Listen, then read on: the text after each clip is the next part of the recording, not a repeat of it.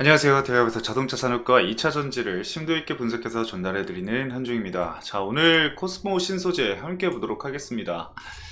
코스모 신소재가 최근에 이제 지수 조정도 그렇고 업황 부진에 따라서 꾸준히 좀 조정을 받고 있는 모습입니다. 3월 말부터 현재까지 조정을 받고 있는 상황인데 제가 봤을 때는 사실 종목의 문제라기보다는 이 시장의 문제도 어느 정도 있다라고 생각을 해요. 현재 지수를 보면은 지수가 밀리기 시작한 시점부터 이 관련주들, 이 양극재라던가 뭔가 2차전지 관련주들도 함께 조정을 받은 모습이거든요. 3월 말부터 현재까지 조정을 받고 있는 모습인데 그 전까지는 대부분 주가들이 일부 회복세를 보이고 있었던 상황이에요. 그래서 다소 좀 지수 조정의 영향이 심한 거 아닌가 생각이 듭니다. 그래서 그런 부분에 있어서 잠시 뒤에 차트를 설명할 때 말씀을 드려볼 거고요.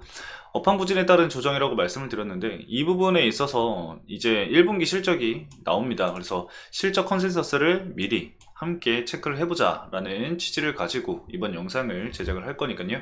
여러분들 시청을 해주시고 여러분들이 앞으로 이 실적 발표가 나왔을 때 어떻게 스탠스를 취해야 할지에 대해서 방향성을 정하실 수 있도록 정보를 전달을 해드릴 테니까 참고를 해주시면 좋을 것 같습니다. 자, 제목은 단발성 리스크를 좀 생각을 해야 할 때라고 적어놨는데 이거는 제가 차트를 보면서 왜 이렇게 적었는지에 대해서 간단하게 좀 설명을 드리는 시간 가져보도록 하겠습니다.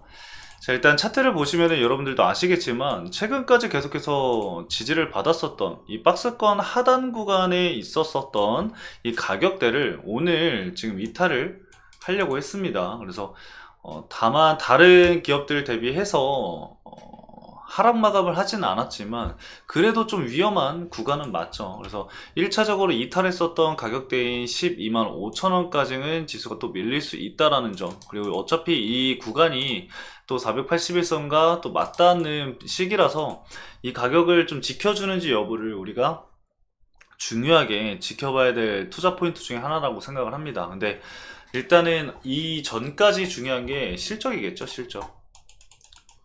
실적이 사실 실적 발표가 나오면은 두 가지를 우리가 예상을 할 수가 있습니다.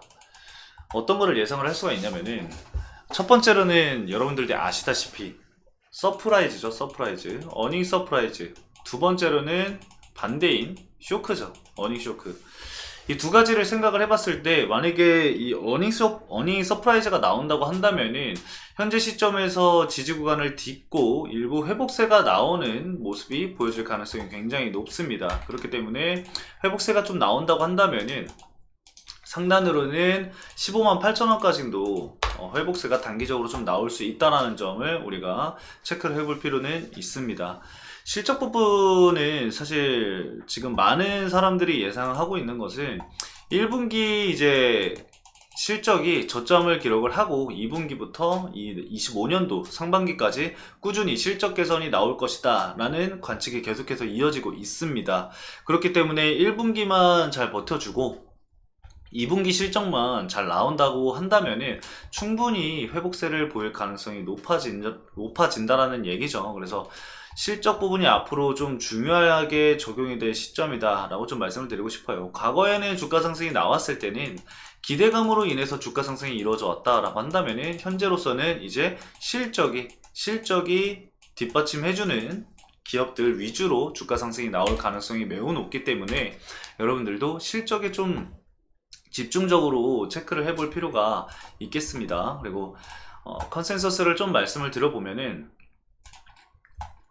현재 코스모신 소재의 경우에 1분기 매출이 대략적으로 약 1052억 정도 예상이 되고 있는 상황이고 영업이익 같은 경우는 32억 원을 기록할 것으로 현재 컨센서스가 형성이 되어 있습니다.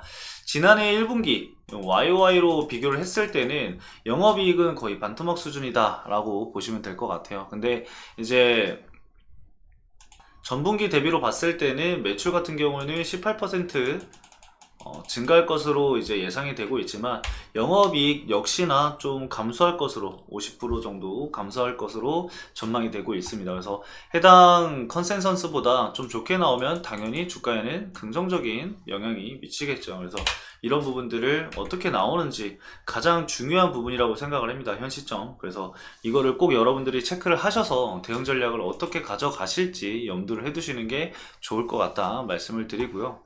수급적인 부분을 좀 살펴보면은 최근까지 금융투자 쪽에서 순매수세가 굉장히 강하게 꾸준히 들어왔습니다. 근데 그 물량 자체가 그렇게 크진 않아요. 크진 않지만 그래도 이렇게 꾸준하게 순매수세가 들어오고 있다라는 점이 좀 유의미하게 볼 수 있는 자금이다 라고 보시면 될 것 같은데, 금융투자 쪽에서 매도 물량이 나오게 되면은 단기적으로 이제 많은 물량을 보유하고 있었던 물량이 쏟아지는 거기 때문에 시장의 이제 조정을, 이 하방 압력을 가하게 될 수 있습니다. 그래서 그 점은 다소 주의를 해봐야 될 부분이기 때문에 금융투자 쪽에서 매도 물량이 나오는지 안 나오는지 여러분들 꼭 계속해서 체크를 해봐야 될 필요가 있겠습니다. 자, 그리고 단기적인 수급 측면을 좀 살펴보면은 최근에 이제 하락했었던 일자를 좀 살펴볼게요. 20일 정도로 기준으로 잡고 보면은 다울투자증권이랑 미래에셋, 하나증권, 뭐 이베스트 이쪽에서 뭐 2만 주, 3만 주 뭐 이렇게 매도량이 나왔는데, 순매수세 쪽을 유심히 좀 살펴보면은 KB증권이랑 한국투자증권, NH, 메릴린치 등등등이 있습니다. 근데 순매수세 쪽에 이 외국인 물량이 일부 다소 포진해 있는 것을 볼 수가 있습니다. 그래서 앞으로 추가적인 외국인 물량이 과연 저점 구간에서 순매수세가 유입이 되는지를 우리가 한번 지켜볼 필요가 있습니다. 만약에 대량의 외국인 자금이 유입이 된다라고 한다면 그 시점이 외바닥을 형성하는 단기적인 바닥이 될 가능성이 매우 높다라고 좀 말씀을 드릴 수가 있을 것 같아요. 그렇기 때문에 중요한 시기이다, 시점이다 라고 좀 말씀을 드릴 수 있을 것 같습니다. 자, 그리고 좀 중장기적으로 봤을 때 120일 기준으로 본다라고 한다면은 그래도 외국인 증권 쪽에서의 물량을 보유하고 있는 게 꽤 보여요. 뭐 맥커리 증권이라던가 메릴린치, 그리고 BNP 파리바 쪽에서 물량을 일부 들고 있는 것을 확인을 할 수가 있습니다. 그 외적으로 국내 증권사는 메리츠 증권 쪽이 좀 메이저 수급이다 라고 좀 볼 수가 있을 것 같아요. 현재 17만 4천 주 정도 순매수세가 유입이 된 상황이기 때문에 해당 물량을 과연 꾸준히 유지를 하는지가 중요하겠죠. 그리고 뭐 모건 스탠리 쪽에서도 매수를 하고 있는 상황인데 그 물량 자체가 그렇게 커 보이지는 않습니다. 그리고 단기적으로 이 60일 기준으로는 순매수세가 유입이 됐지만 긴 시간으로 120일 기준으로 봤을 때는 모건 스탠리도 매도가 계속해서 이어졌었던 증권사이기 때문에 이런 부분들은 좀 계속해서